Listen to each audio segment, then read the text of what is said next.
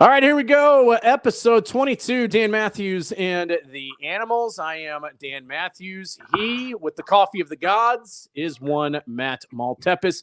He is the Animals. What blend is that, Matt? That is the Greek coffee blend. Greek coffee, very fine grind, finer than espresso. If you guys like, a nice espresso, you're going to love this. Absolutely love it. It's amazing. All right. I mean, there's a pretty good Greek spot here that Giannis Antetokounmpo even said was back home good. So, I might have to jump in there and see what their Greek coffee is and test it out here. See, almost kind of like Dave Portnoy pizza review style here. He's got the pizza. I can do the coffee. We can make that trade right there. Matt Maltepes, I mean, let's pat on the backs. There you go. Patting you on the back there. For another tremendous week of college football action. You gave us 4 plays. You were batting .750 this weekend. That's right. 75% hit rate on the plays that you had. I mean, look, it's one of those things that, like you said, you ride the waves as you're playing the season, and you got to ride those lows. But then once you get to those highs, keep going, keep firing. Yeah, man, you just got to, once you get rolling, just keep rolling. You're starting to see things clear. Sometimes, you start off the season a little shaky, but as information comes in, you're constantly getting more and more information on these teams, data to build up, your handicapping and your models, whatever you're using. And you really start to do some damage like we did last week. No doubt about it. As like I said, you were able to go 3-1 on the week, so it was a really good week. Since we didn't play this one, it was the game of the week, but just the Alabama LSU game. I mean, look, I think once it got to that 28-28 number right there, it was kind of like hey, this is a toss-up. Who makes the play? Or in a case like LSU, who makes the mistake? Where it wasn't necessarily a mistake. It was a ball batted up in the air, intercepted, but you kind of felt like just the way that Jaden Daniels was playing, and it wasn't necessarily Alabama's defense, but also, too, the way that Jalen Milroe was playing. I'm not going to take credit away from Jalen Milroe, but I think we yet again saw that Matt House and that defense woefully unprepared and just overmatched in this game. Alabama able to run away with this one 42-28. Did you end up off the show playing anything on this? What did you see? What'd you like? I did not end up doing anything off the show, but what I did see was LSU this week. I mean, their defense let up 42 points, to an Alabama offense that has not been the sharpest this season. Credit to Milroe, though, like you said, he did well. Alabama had 7 more first downs. They're an outstanding 11-14 on third down, which is ridiculous. They put up 500+ yards and almost put up 300 rushing yards. Alabama just flat out won. And we had the interception by Jaden Daniels talked about. But they wanted to shoot at contrary to what I thought. I thought if they won, it would be a lower scoring game, but I was wrong in that manner. But I didn't bet this one, so no harm, no foul. Alabama continues to win despite their offensive struggles or weaknesses. But that's Nick Saban, man. Nick Saban gets the job done year in and year out. Yeah, he definitely does. And, I mean, this was just a situation where LSU just could not account for Jaden Milroe. I mean, it was on the outside. It was, third downs, fourth downs, yet again. Look, I know that I have jumped all over Alex Grinch, and USC, I guess, finally listened to me and others and said, this is enough. Enough is enough. They probably should have done that before this season. Honestly, I think if I'm an SC fan, I am ferociously upset with Lincoln Riley for continuing this season and kind of throwing away this year just because he, quote unquote, believed in his guy. Everybody else could see it didn't work. Brian Kelly, I think, can see clear as day. There's got to be a fall guy here. I'm sure that Matt House won't necessarily get fired. I'm sure he will conveniently have a linebacker coach job in the NFL to go back to, and that's all fine and good. I think if you're LSU, though, this offseason, don't make the same mistake that SC did. Twofold, you need to do things in order to be able to improve this roster. You need to hit the transfer portal hard on the defensive side, and not just the defensive side. Go and get the marquee guys that are out there. You're LSU, for God's sakes. You have a tradition of defense. You can sell that. you can sell that to players to come and play for a program that could be plug and play, ready to go, and another opportunity again next year to go for championships. But what this is right now is just not working for LSU. And like I said, I'm assuming we will be seeing changes following the end of the season. Let's stay in the SEC here before we move on to the other two games as well. Georgia and Mizzou in this one. This was a two-timer for you. This was your big winner of the weekend. Maybe should have saved it for last, but you know what? Go ahead. Don't keep the audience waiting. You tease something out. Go ahead and pay off on it. In this case right here, you said have two plays. You said plus 10 Mizzou in the first half. Bingo. You hit that one. And then you also said for the game as a whole, Mizzou plus 15.5. Bongo, you got that one as well because the final score, Georgia 30-21. Did anything necessarily surprise you in this game, or did it pretty much play out the way that you thought it would? So, yeah, it kind of played out how I thought it would. These teams, they're neck and neck in a box score, and Missouri came, they were big dogs. And, the game was tied at half, and it came down to the wire. 21 first downs to 21 first downs, 5 of 13 third down compared to 6 of 13 on third down. Pretty damn close. Both teams, 1 of 1 fourth down, 363 yards gained by Missouri, with Georgia gaining 385 yards per play metric. Same thing, pretty damn similar. Missouri actually outgained Georgia in the ground game by about 20 yards, while Georgia outpassed Missouri by 20 yards. Both teams had 3 sacks. The big difference in this one was the last 2 drives for Missouri. Brady Cook, he threw back-to-back interceptions on their last 2 drives. He ended up choking in the biggest, moments of the game, but that didn't stop us from cashing our tickets on Missouri first half on the spread or full game. So, we really thought Missouri had a shot. Honestly, I thought Missouri had a shot to win this game, but it's always tough, obviously, going in Georgia, right, and trying to win. But I really thought they were going to give them a fight, and they did, and they gave them a very big fight.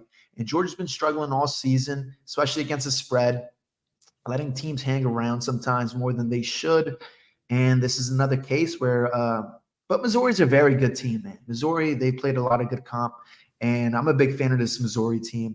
And teams that I love, that I like their style of play, and they're able to hang in, I like to back them, and that's what I did this week, and that paid off. No, it definitely did. Mizzou giving Georgia most they could handle, but Georgia there, kind of doing like what they've done in the past with Kirby Smart. It's almost kind of like, the comparisons are always there between he and Nick Saban, but Alabama-like. They just find a way. And that seemingly is what Georgia did in this one. The past couple of years, they've been able to just bludgeon people. That's been how they've been able to beat teams. But this year, it seems like they're having to get a little bit more creative, find a way. Nazir Stackhouse interception that he had, able to almost run it back. We almost had a fat guy touchdown. I say that lovingly, of course. Isn't that what they call it? Fat guy score. But anyway, Nazir Stackhouse almost able to run it back for a touchdown. But Georgia just able to make the plays needed at the end of the game, and they come out victorious. Doesn't get any easier this week. We're going to talk about that game on Thursday as you get Lane Kiffin and Ole Miss still with SEC West aspirations coming into town. And then, oh, by the way, after that, it doesn't get any easier after that, because then Georgia has to go on the road and take on Tennessee. So much for an easy schedule, right? I'm sure Kirby Smart and everybody else are telling everybody, no, if we make it back to the college football playoff national championship game, we'll have damn well earned it. Because think about it this way. It depends on what happens with Georgia Tech. I think Georgia Tech right now is pretty close to being bowl eligible.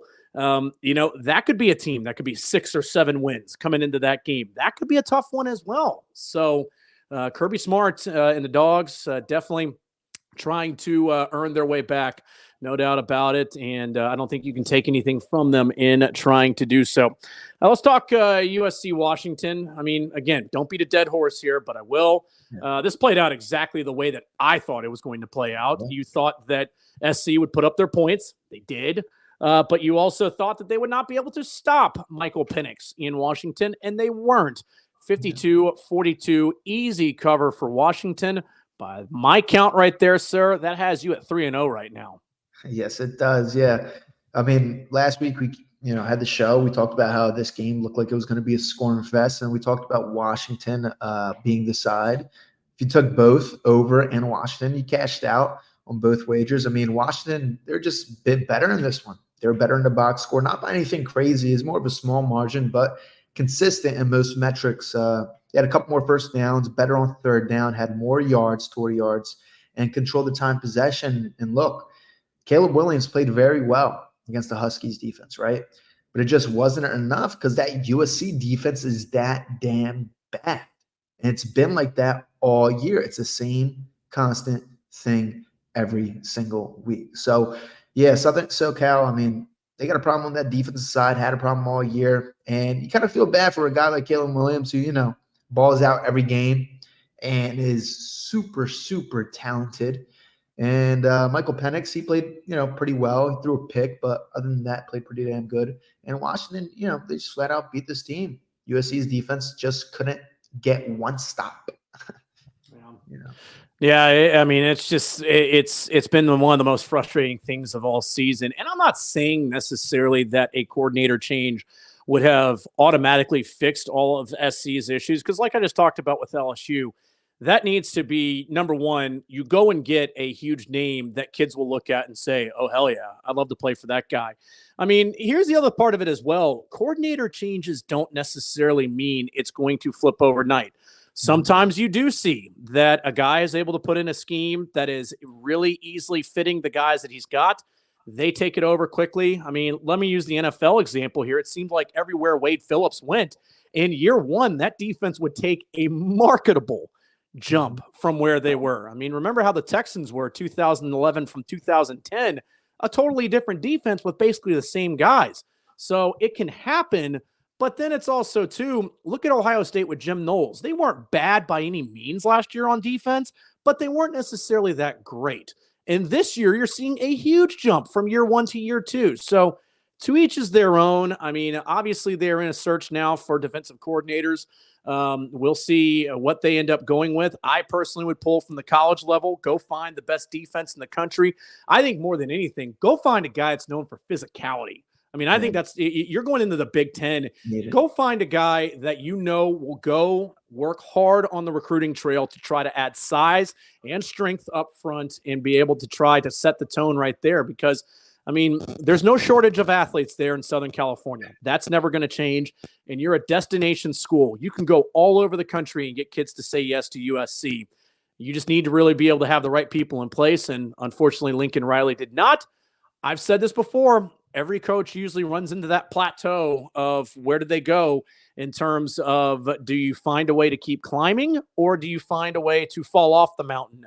And I think that Lincoln Riley is definitely at that plateau right now, trying to find a way to make this into a national championship caliber program. That's why he was brought there. All right, let's close it out with, God, I hate to do this to you, man. I mean, the one loss of the week, but look, it's one of those things. I'm going to go, Robin Williams from Good Will Hunting here. It's not your fault. It's not your fault. It's not your fault. 17-0 at one point. You're thinking, all right, this is going to be an easy cover. Texas is looking good.